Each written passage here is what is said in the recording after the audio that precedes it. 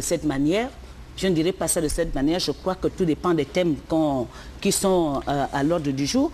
Mais je veux dire que vraiment, l'opposition, c'est bien. Vous avez votre liberté d'expression, mais reconnaissez ce qui est fait. Je ne parle pas de légitimité parce qu'on dit que oui, c'est les gens du PDG qui posent des problèmes de légitimité. Nous ne posons pas de problème de légitimité. Nous ne faisons que récupérer... Ce qui est posé comme acte en faveur des populations, c'est ça? Mais bien sûr. On vous demande de reconnaître ce qui est fait, ce que le chef de l'État... Casser les maisons de population. Non, mais le problème, c'est que ce n'est pas casé. Nous sommes dans un état de droit. Ce qui est fait devrait être visible et ne devrait pas être l'objet de déclarations particulières. Quel est plus en plus de la parole? Ce qui est fait aujourd'hui n'est pas visible. Quel est plus son temps de parole? Et ensuite, je vous donne la parole. Je veux dire, quand les gens construisent sur les trottoirs,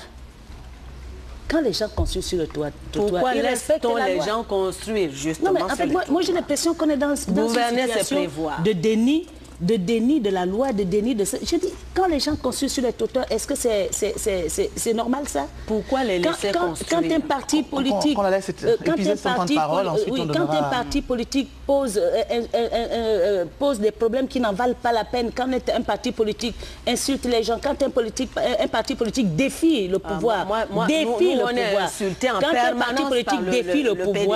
quand un parti politique défie, nous avons le dos suffisamment rond, quand un parti politique défie le pouvoir, tous les jours l'opposition. Quand un parti politique défie le pouvoir, il est dans une situation de violence.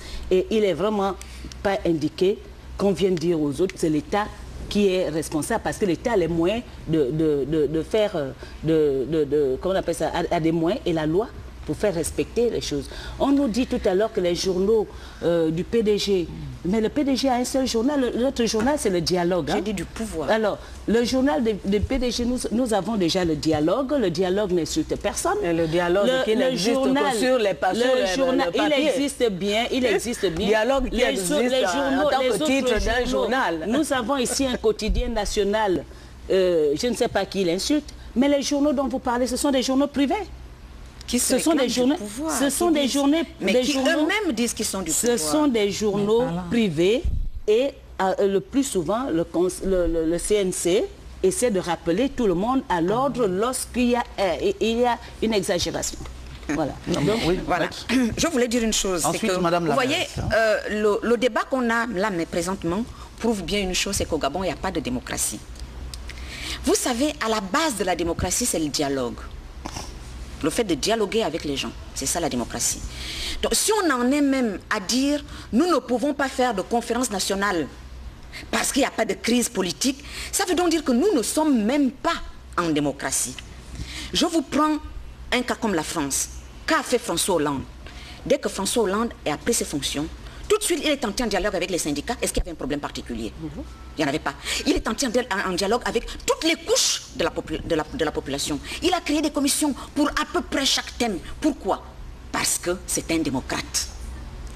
Quand on nous dit, mais il n'y a pas de crise politique, qu'est-ce qu'on entend par crise? Eux-mêmes, ils sont en train de dire qu'il faut reconnaître leur champion comme président. Ça veut dire que c'est eux-mêmes, ils ont un problème avec ça. Est-ce que la crise, c'est seulement quand le sang coule? La démocratie, c'est simple. La démocratie, c'est comme on essaie de faire là. Quelqu'un parle, dès que l'autre lève la main, on va lui donner la parole. On n'a pas besoin de dire, il va venir dire quelque chose d'idiot. En démocratie, on dit tout ce qu'on pense. C'est ça, la démocratie. Donc le problème même de la conférence nationale souveraine, qu'on en soit à discuter, prouve que le Gabon n'est pas une démocratie. Maître Mekan m'a dit tout à l'heure que, mais comment se fait l'alternance? Ben, je vais lui dire comment se fait l'alternance. L'alternance se fait, d'abord, il faut qu'il y ait un État neutre. L'État ne doit pas être partisan. Or, au Gabon, même la secrétaire d'un service considère que dans la mesure où elle a été nommée à ce service, elle doit protéger son travail en faisant plaisir au pouvoir. Au Gabon, ça fonctionne comme ça. Donc l'État n'est pas neutre. L'État gabonais est personnifié et même personnalisé. Ce n'est pas un État qui considère qu'il est le mandataire général de tous les Gabonais. Donc il faut un État neutre. Il faut des institutions républicaines. Or, elles ne le sont pas. Moi, j'ai saisi la Cour constitutionnelle pour me plaindre du fait que le découpage électoral j'avais saisi la Cour constitutionnelle, pas moi en tant qu'avocat, on m'avait demandé de saisir la Cour constitutionnelle, que le découpage électoral était inégal. L'une des conditions de l'alternance, monsieur, c'est ce qu'on appelle un homme, une voix. Et un homme, une voix, ça veut dire quoi? Ça veut dire que tous les candidats sont égaux devant l'élection et tous les électeurs sont égaux devant l'élection. Quand vous avez un découpage électoral où une circonscription fait plus de 100 km et vous avez une autre circonscription qui n'a que 2 villages sur 2 km, c'est inégal. Et vous savez ce que la Cour constitutionnelle a répondu? La Cour constitutionnelle a dit que c'est précisément ça l'égalité.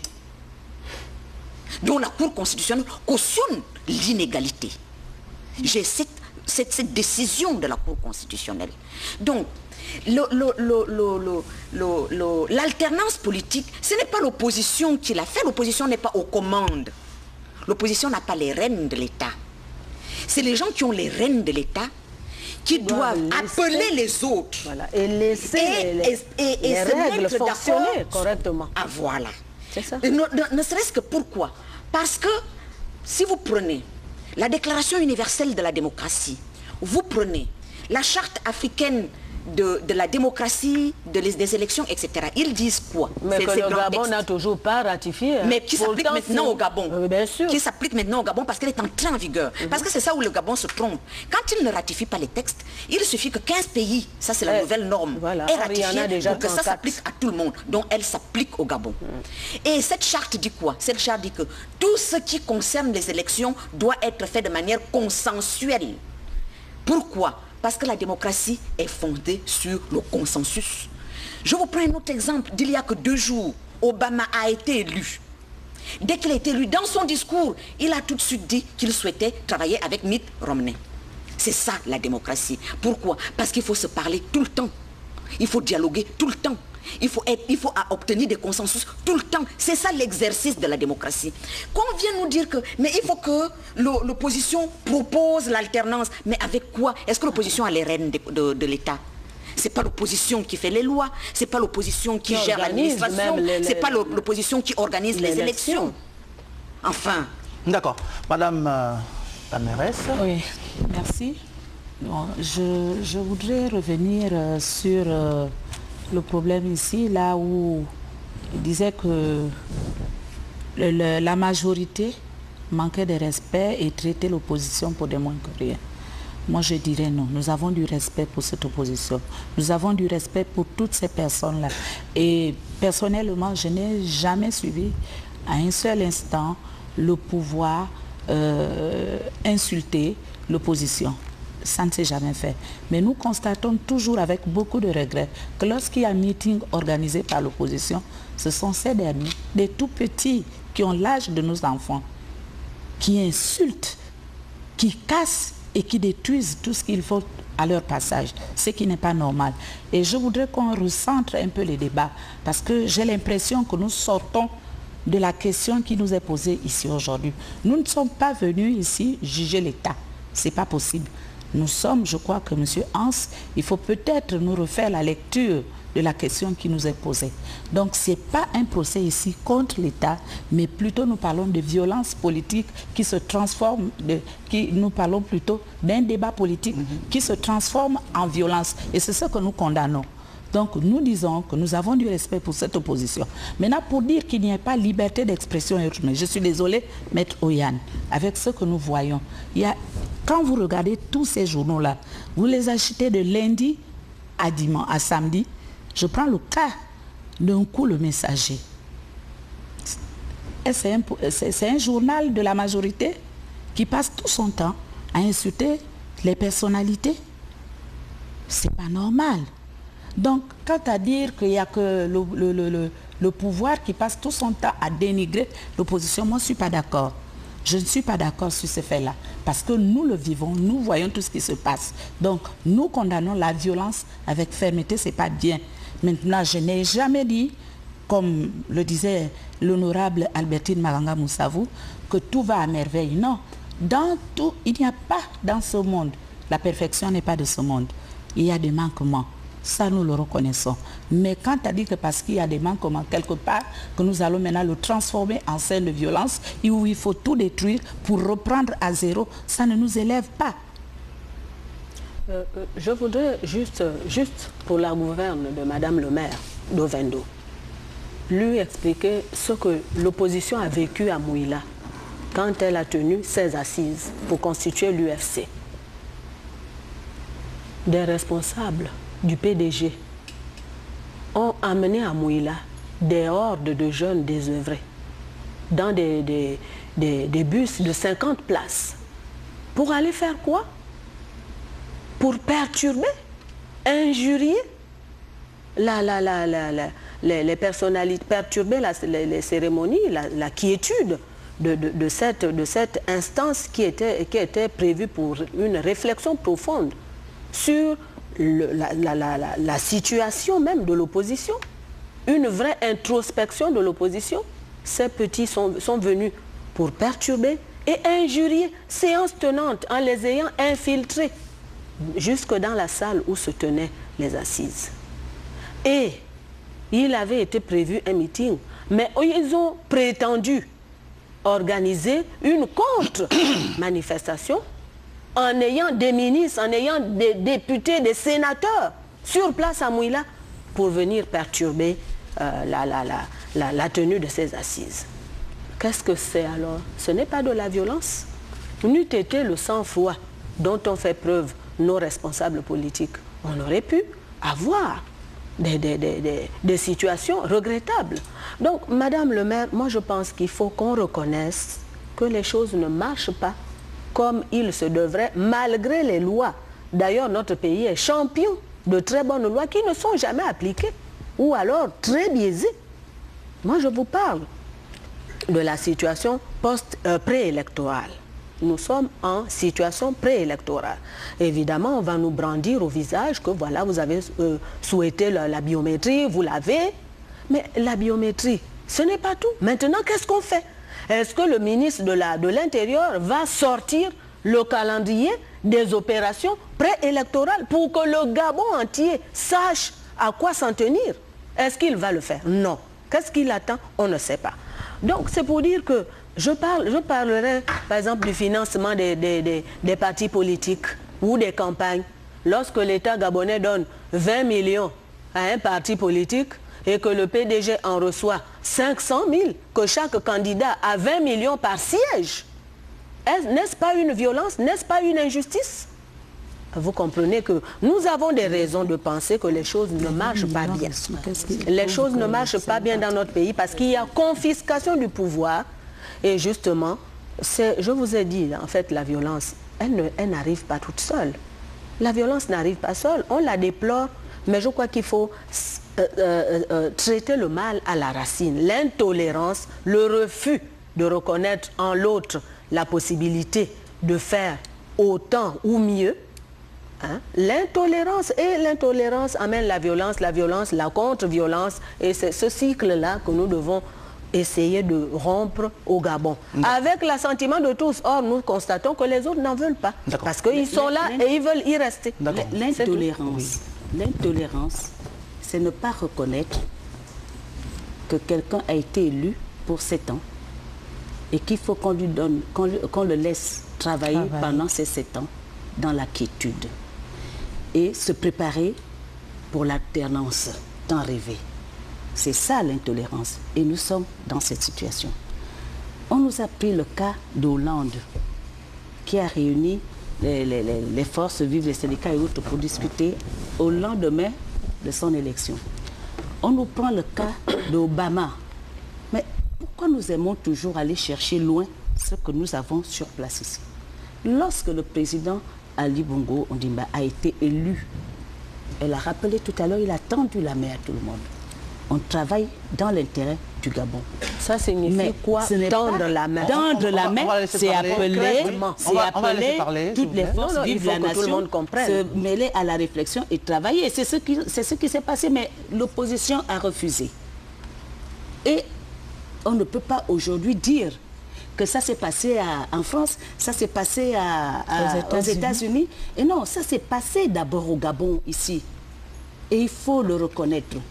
Et c'est ça le danger qui nous guette aujourd'hui, c'est ce déni-là, ne pas reconnaître ce qui a été fait, ce que l'autre a fait, ne pas le reconnaître, ça c'est vraiment très, très, très dangereux. On nous parle de conférence nationale souveraine, mais ce n'est pas un groupe d'individus qui va décider un matin que nous faisons une conférence nationale souveraine. La souveraineté, selon les dispositions de la Constitution, appartient au peuple. Et voilà pourquoi il est dit là-dedans qu'aucune fraction ou un groupe de personnes ou un individu ne peut s'arroger cette souveraineté. Donc, ceux qui réclament la conférence nationale souveraine, est-ce qu'ils ont le pouvoir du peuple? Ils sont le peuple. Ils ne sont pas les représentants du peuple. Le peuple envoie ses représentants à l'Assemblée. Moi, je suis représentant du peuple. Les députés, c'est des représentants du peuple parce que le peuple leur donne mandat d'aller parler en leur nom. Moi, je ne suis pas député, je suis le peuple. Mais qu'une fraction... Mais j'ai dit, je lis la Constitution. C'est ce que dit la Constitution. Aucune section du peuple, aucun groupe, aucun individu ne peut s'attribuer l'exercice de la souveraineté nationale. C'est bien écrit. Donc ça veut dire que nous ne pouvons pas, un individu ne se lève pas un matin et dit ce que je fais est souverain. Il faut que le peuple lui en donne le pouvoir. Et le peuple donne le pouvoir à travers les élections. Le chef de l'État a été élu par le peuple. Il est représentant du peuple. Le député est élu par le peuple. Il est représentant du peuple. Donc on ne peut pas nous parler de conférence nationale souveraine. On va épiloguer là-dessus pendant des heures, chacun va dire ce que... Mais je dis, je dis que la conférence nationale, justement, ne peut pas être faite tous les 20 ans. Parce qu'on aime prendre l'exemple de la France. Mais la France a eu sa révolution. La France a eu son 1789. L'abolition des privilèges. La France a connu ces moments où refondre des institutions, mise en place d'une nouvelle constitution. Aujourd'hui, les institutions fonctionnent normalement. C'est ce que nous avons connu dans les années 90. Nous avons eu notre conférence nationale, nouvelle constitution mise en place, les institutions mises en place, et on ne va pas recommencer ça tous les 10 ans. Les institutions, et je continue à le dire, fonctionnent. Il nous appartient maintenant de réguler notre système de fonctionnement. C'est à nous maintenant de comprendre qu'on a construit un état de droit, nous devons le préserver et nous devons améliorer. C'est à nous nous devons réguler nos systèmes de fonctionnement. Tout à l'heure, on nous a pris toujours les cas personnels, on a saisi la Cour constitutionnelle et la Cour constitutionnelle a estimé que... Bon, je dis, moi je n'aime pas être dans des caricatures, on nous apporte la décision. On nous apporte la décision. Je pense qu'elle aurait pu nous apporter cette décision et lire. Parce que quand on lit un texte, on choisit ce qui nous plaît. Ça, c'est dangereux. Ça, c'est vraiment, c'est extrêmement dangereux. Donc, on ne peut pas, moi, je ne peux pas rentrer dans ce débat parce que je n'ai pas lu la décision de la Cour constitutionnelle. Et qu'est-ce qu'elle dit? Parce que ça m'étonnerait. Ça m'étonnerait que les juges constitutionnels que nous connaissons, avec la rigueur qu'on leur connaît, avec le niveau qu'ils ont, ça m'étonnerait qu'un juge constitutionnel écrive dans une décision que tu as tort. Non, il a dû s'appuyer sur des textes pour rendre une décision, mais la décision a dit quoi exactement? Ce n'est pas ce qu'on vient nous dire parce qu'on sait que le peuple regarde, parce qu'on sait que on est dans une émission de télévision et qu'on n'aura pas la possibilité de lire. C'est bien d'amener des documents pour qu'on les décortique et puis on regarde ensemble. Alors, vous l'avez le temps, j'appelle mon secrétariat, nous amène la décision. Bon, on ne va pas passer la nuit ici.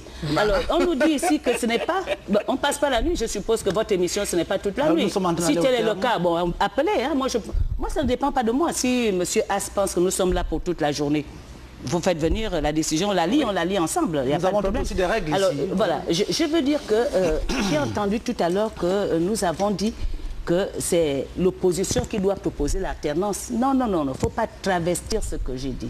Je n'ai pas dit que l'opposition propose l'alternance. Je dis que l'alternance, ce n'est pas un cadeau qu'on fait aux adversaires. On a le pouvoir. On ne va pas dire à un adversaire, écoute, je suis président, bon, je fais 1 an, 3 ans, j'ai fait 3 ans, maintenant viens, je t'offre ça. Non. C'est une bagarre sur le terrain, c'est une organisation sur le terrain, c'est avoir des hommes et s'organiser sur le terrain. C'est ça l'élection. Et c'est ça l'avantage de la démocratie. C'est ça l'avantage de la démocratie, parce qu'aujourd'hui, la démocratie, il n'y a plus lieu d'utiliser la violence pour se faire entendre. Il n'y a qu'un seul moyen, c'est les urnes. Et c'est pourquoi je disais que l'opposition s'organise. Que l'opposition s'organise pour nous offrir l'alternance qu'il réclame tant et qui les fait rêver, qui fait rêver tout le monde. Voilà ma position. Donc qu'on ne vienne pas dire que j'ai dit non, on ne propose pas. Nous ne sommes pas là pour offrir des cadeaux, nous sommes sur un terrain et chacun va à la pêche. Je donne la parole simplement pour dire, mesdames, que je donne la parole pour la dernière fois. Oui, le dernier tour de table. Mais pour répondre à la question, vous allez réagir, mais répondre à la question posée, y a-t-il un intérêt que le débat politique dans notre pays se transforme sur la place publique aux violences politiques? Autrement dit, que faut-il faire pour prévenir les violences politiques? Donc ça va être vos mots conclusifs, tout en réagissant. Voilà, mais je vais qu'avant d'arriver à ça, je vais quand même déjà dire que on ne peut pas dire que l'alternance n'est pas un cadeau qu'on offre. C'est que l'on ne connaît pas les mécanismes de la démocratie. Dans les mécanismes de la démocratie, on met en place les conditions d'alternance. On les met comment? Avec des lois égalitaires en matière d'élection, avec un État neutre, avec des institutions républicaines, c'est-à-dire que des institutions qui fonctionnent pour l'intérêt général. Ça veut dire que si moi, je suis fonctionnaire, je sais très bien que dans 5 ans, sauf si j'ai eu un avertissement ou quelque chose, je dois arriver à tel niveau. Donc il y a tout un fonctionnement. Et ce sont les gens qui ont les rênes de l'État qui mettent cela en place. L'alternance n'est pas le fait qu'on aille aux élections.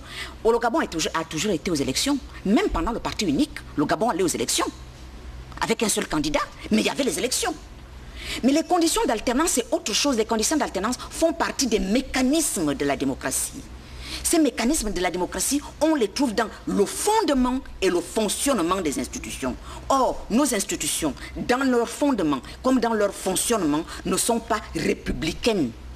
Les conditions d'alternance, on les trouve dans la loi électorale, qui doit être égalitaire pour tout le monde. Or, la loi électorale ne l'est pas. Le fonctionnement, les conditions d'alternance, on les trouve dans le traitement de la visibilité des acteurs publics. Les grands textes, les grands pactes internationaux, y compris la charte africaine dit, tout acteur politique, toute personne qui veut prendre part à la vie publique de son pays doit être visible. Ça veut dire qu'il doit pouvoir faire passer son message par les médias du service public. C'est ça qui fait partie des conditions d'alternance. Ça permet aux individus d'écouter les uns et les autres et de dire je me mets derrière cette personne parce que cette personne a une idéologie qui est proche de la mienne, parce que cette personne dit des choses qui me conviennent, parce que je pense que cette personne peut mieux changer ma vie. Donc les conditions d'alternance, encore une fois, ce n'est pas un cadeau, ce n'est même pas le fait d'aller aux élections. Le fait d'aller aux élections n'est que la partie visible de l'iceberg. La fabrication des élections, elle est faite par qui? Elle est faite par l'administration. Et qui détient l'administration? Les gens au pouvoir. Comment voulez-vous que l'opposition vienne fabriquer les élections? Elle ne peut pas, elle n'a pas les rênes de l'administration. Donc il faut bien connaître les mécanismes de la démocratie parce que les concepts ont un sens. Quand on développe un concept, il veut dire ce qu'il veut dire. L'alternance, on ne va pas nous dire l'alternance n'est pas un cadeau qu'on vous fait, on va aller aux élections, etc. Non, ça ne se passe pas comme ça. Précisément, les élections sont tronquées dans ces conditions-là.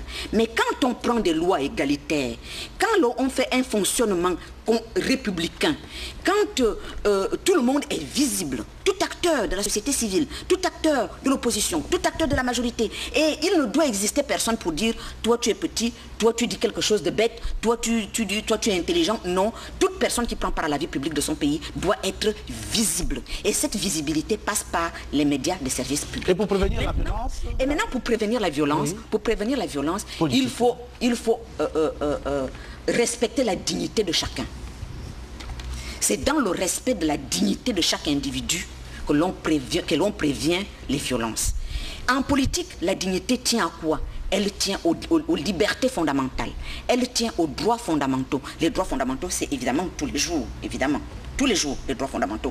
La possibilité d'avoir un procès équitable, ça fait partie des droits de l'homme, ça fait partie des droits fondamentaux. Le fait de respecter la dignité de quelqu'un, de ne pas la bafouer inutilement. Parce que quand vous bafouez la dignité des gens, vous créez en eux des frustrations. Et tôt ou tard, ces frustrations vont faire en sorte que soit les gens se recroquevillent, soit les gens vous méconnaissent. Et c'est cette méconnaissance qui est en fonction de la légitimité. Parce que la légitimité dont il parle en disant on ne reconnaît pas le président de la République, c'est qu'ils veulent poser un problème de légitimité. Or, un président qui est légitime dans son pays porte mieux la voix du pays à l'extérieur. Ce n'est pas comme un président qui rase les murs parce qu'il n'est pas légitime. Donc tout le problème est là. Donc vous voyez qu'en fait, on est dans un cercle vicieux parce qu'on ne respecte pas la dignité d'une partie des Gabonais. Parce que je voulais même en venir sur ce que Maître Makamana a dit en disant mais le président a tendu la main. Moi, ce que j'ai vu au lendemain de l'élection présidentielle de 2009, c'est qu'on a coupé les têtes. On a enlevé des pans et des personnes par dizaines de leur emploi. On leur a supprimé ce qui fait qu'ils puissent vivre. Parce que le droit au travail, c'est parce que vous travaillez que vous gagnez votre vie, que vous pouvez vous soigner, que vous pouvez avoir une famille, etc. On a supprimé l'emploi des dizaines et des dizaines de Gabonais au lendemain de l'élection présidentielle. Moi, je n'ai pas vu cette main qui a été tendue. Et Mme Manga Moussavo a bien eu raison en demandant, mais sous quelle forme? Donc, la seule façon de prévenir les violences politiques, c'est de ne pas piétiner la dignité inutilement des individus. Or, j'ai l'impression qu'au Gabon, on adore ça, piétiner la dignité des individus. Donc, il ne faut pas piétiner la dignité des individus. Et quand on piétine la dignité d'un individu et que cet individu se révolte, il a raison. Parce que même en droit, il y a ce qu'on appelle la violence légitime. D'accord. Merci pour vos mots conclusifs. On l'aura compris. Qui voudrait prendre la parole? Non, là, on va croiser. Madame le maire Stenman. Ah oui, merci. Oui. Je dirais tout simplement que nous condamnons les violences politiques. Ce que nous devons faire, nous devons tout simplement débattre nos idées. Que les Gabonais sèment d'abord l'amour autour d'eux. Parce que ça ne sert à rien que nous entre-déchirons. Nous sommes un petit pays, nous formons une seule famille. Et que s'il y a problème, qu'ils attendent.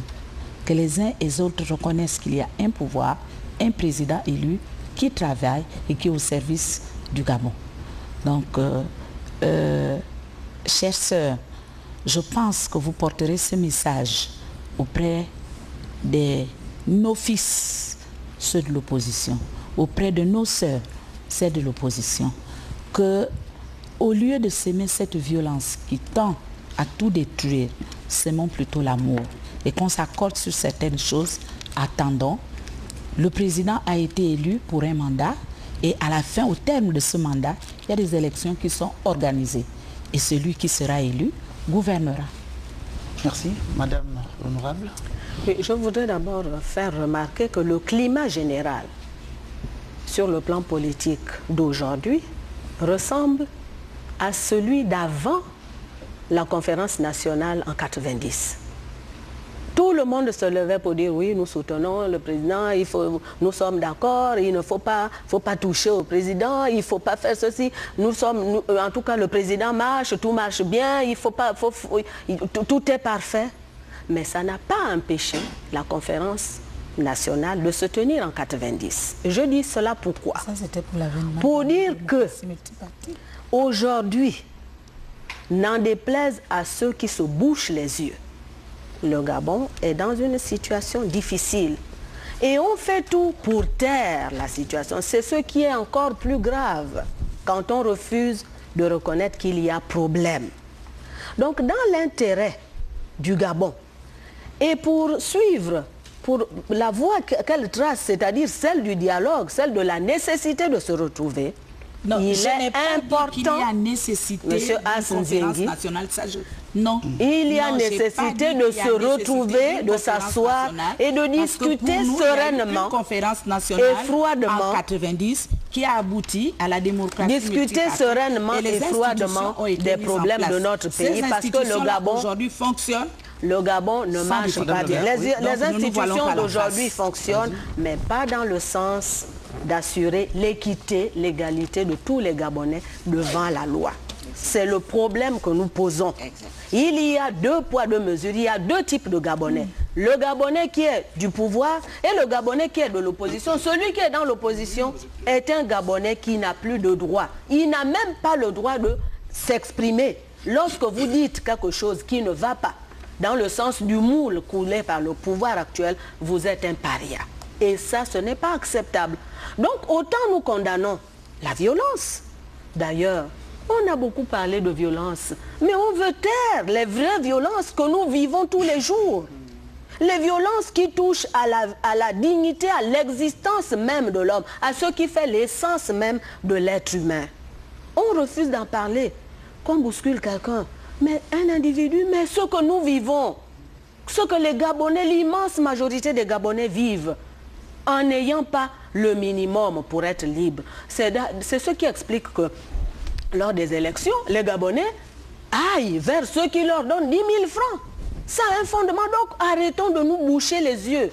Soyons lucides, soyons courageux, ayons l'honnêteté intellectuelle de comprendre qu'il y a quelque chose qui ne marche pas. Et asseyons-nous, nous ne sommes pas contre. Nous ne sommes pas contre. Asseyons-nous pour discuter de quoi? Des problèmes de notre pays. On parle d'aller discuter de la CEMAC.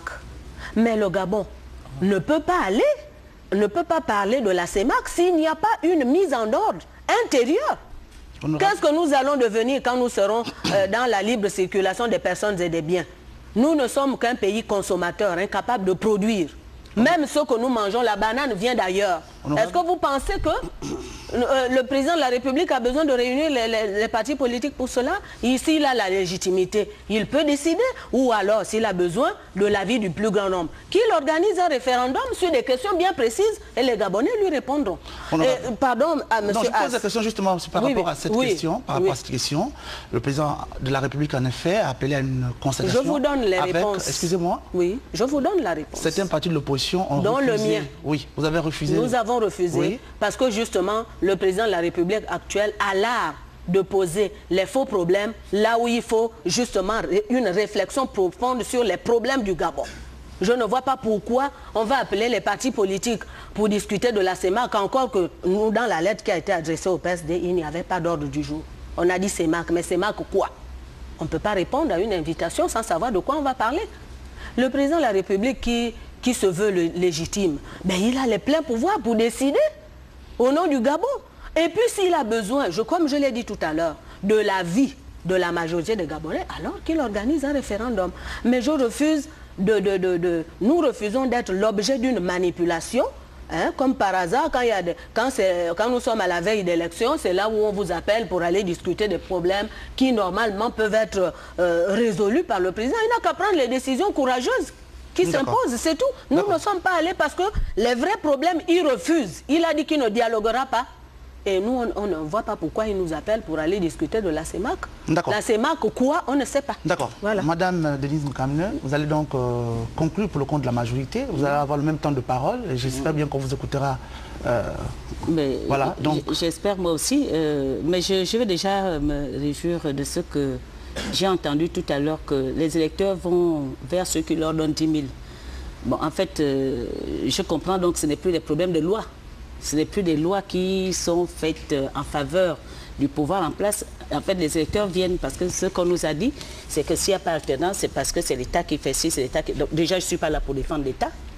L'État a des structures pour le faire. Bon, on a entendu dire que bon, si on fait ci, c'est parce que c'est l'État qui met des lois, qui favorise. Maintenant, on nous dit non, c'est parce qu'on va vers ceux qui donnent 10 000 francs. Bon, c'est plus quoi prendre. Bon, peu importe. Je veux dire, M. Askel, les lois au Gabon, comme dans tous les États, ce sont des lois impersonnelles et à portée générale. Aucune loi ici n'est faite pour le PDG ou pour les candidats du PDG. Quand nous parlons du code électoral, le code électoral est pour tous ceux qui se présentent à l'élection. Donc dire ici qu'on ne peut pas avoir alternance parce que les lois ne sont faites par l'État, que les lois ne sont pas favorables, que l'État n'est pas neutre, que les institutions républicaines ne sont pas fiables. Enfin, je dis, c'est un procès en sorcellerie. Ça n'existe nulle part. Ben, il faut bien dire quelque chose. Mais ce que je veux déplorer, j'arriverai aux violences, ce que je veux déplorer, c'est que, en fait, j'ai l'impression que nos frères rendent le PDG ou l'État responsable de toutes leurs incohérences. Vous savez, le danger, ce n'est pas de commettre une erreur. Le danger, ce n'est pas de tomber. Le danger, c'est ne pas reconnaître que si je suis tombée, c'est parce que j'ai peut-être j'ai buté sur une pierre, j'ai pris le mauvais chemin, et pouvoir se relever et reprendre le chemin, se reconstruire.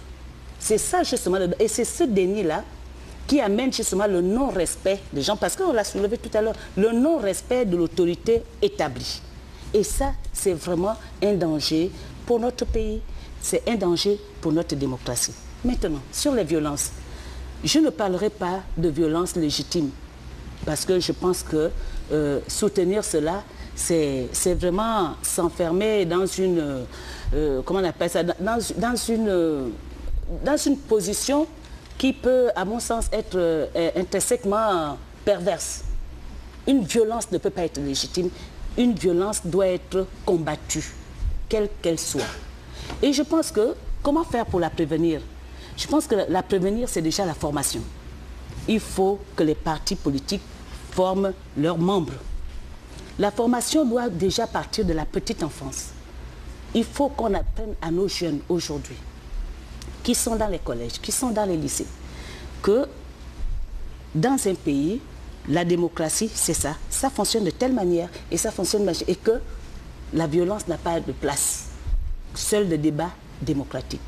Mais seulement quand on forme le jeune d'aujourd'hui qui est l'adulte de demain, mais l'adulte d'aujourd'hui aussi a besoin d'être formé. Et c'est à ce niveau que je dis, il faut que dans les partis politiques, déjà je parle d'abord du mien, celui auquel j'appartiens, le PDG, et nous le faisons, il faut le dire. Nous faisons beaucoup de sensibilisation là-dessus.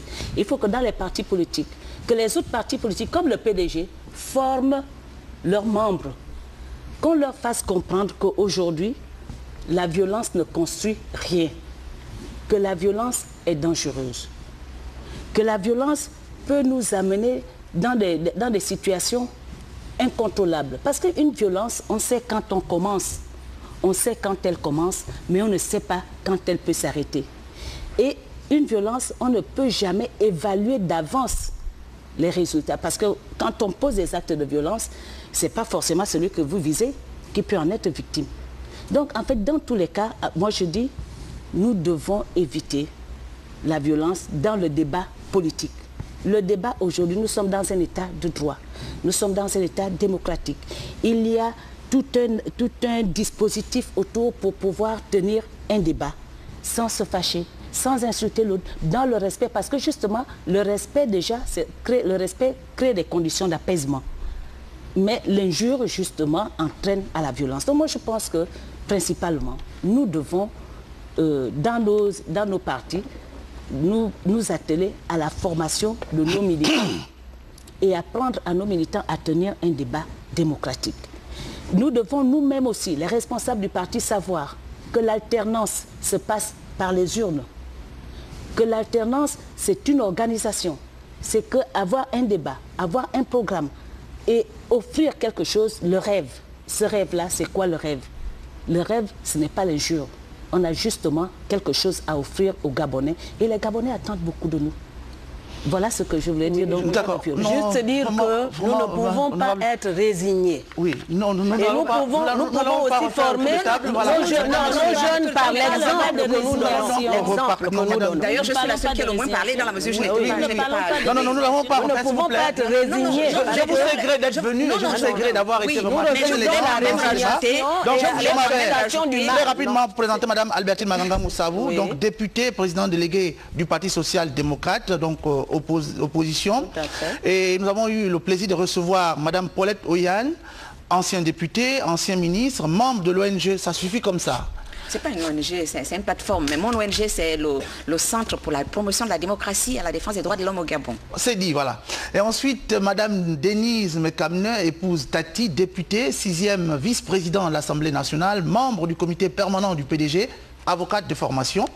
Et nous avons également eu le plaisir de recevoir Mme Jeanne Bagou, maire de la commune d'Ovendo. Mesdames, vraiment merci d'être venues échanger autour de ces questions portant sur le débat politique qui peut se transformer sur la place publique en violence politique. Je crois qu'avec votre fibre de grande dame, de maman, vous avez dû sensibilisé malgré vos propos contradictoires.